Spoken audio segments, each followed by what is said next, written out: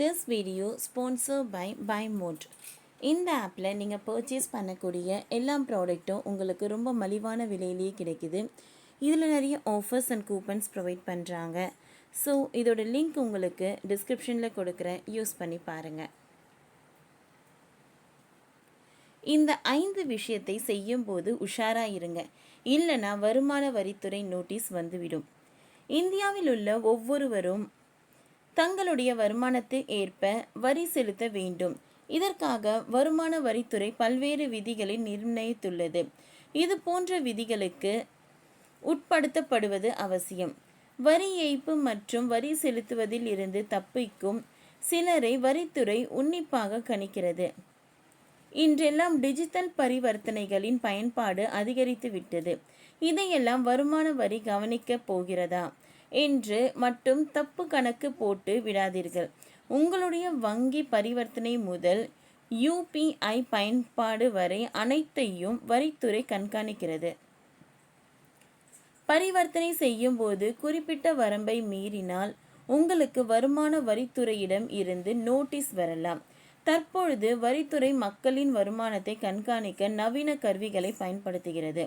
உங்கள் வங்கி முதலீடு தொடர்பான நிறுவனங்கள், சொத்து ஒப்பந்தங்கள், பயணங்கள், பணிபுரியும் நிறுவனம் என பல தரப்பினரிடமிருந்து வரித்துறைக்கு தகவல்கள் சென்றடைகின்றன.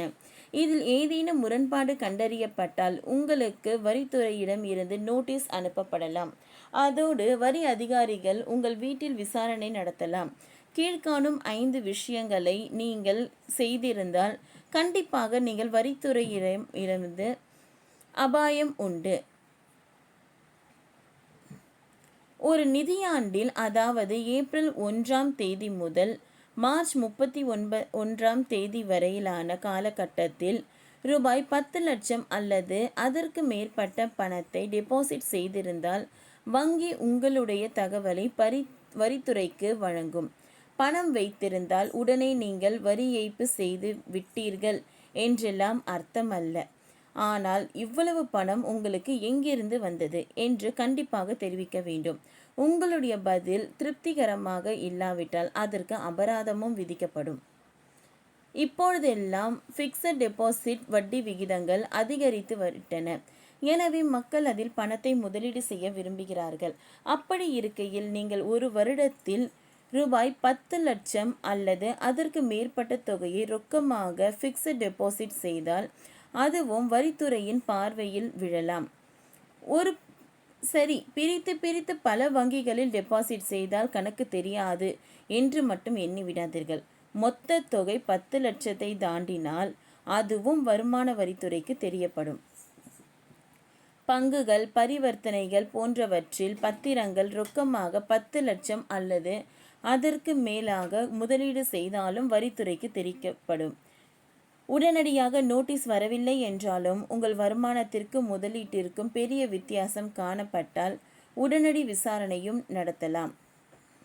ஒவ்வொரு மாதமும் 1 லட்சம் அல்லது அதற்கு மேற்பட்ட கிரெடிட் கார்டு பில்லை ரொக்கமாக செலுத்தினாலும் வருமான வரித்துறை கண்காணிக்கும். அதை மீண்டும் மீண்டும் நீங்கள் தொடர்ந்து செய்தால் உங்களுக்கு பணம் எங்கிருந்து வந்தது என்ற கேள்வி எழலாம்.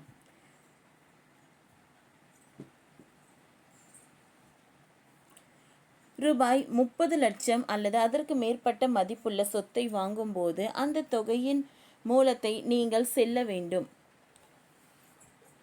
இந்த வரம்பு நகரங்களில் 50 லட்சமாகவும் கிராமங்களில் 20 லட்சமாகவும் உள்ளது. சில மாநிலங்களில் இந்த வரம்பு மிகவும் கடுமையாக கண்காணிக்கப்படுகிறது. ரொக்கமாக பணம் செலுத்தி பணம் எங்கிருந்து வந்தது என்பதை உங்களால் சொல்ல முடியவில்லை என்றால் வருமான வரித்துறை உங்களிடம் விசாரணை நடத்தலாம். மேற்கண்ட 5 விஷயங்களை செய்யும்போது உங்களுடைய பணம் எப்படி கிடைத்தது என்பதை சரியாக சொல்ல வேண்டும். அப்படி சொல்லிவிட்டால் எந்த பிரச்சனையும் இல்லை. ஓகே ஃப்ரெண்ட்ஸ், இந்த வீடியோ உங்களுக்கு யூஸ்ஃபுல்லாக இருந்ததுன்னா லைக் பண்ணுங்கள், ஷேர் பண்ணுங்கள், சப்ஸ்கிரைப் பண்ணுங்கள். தேங்க்யூ.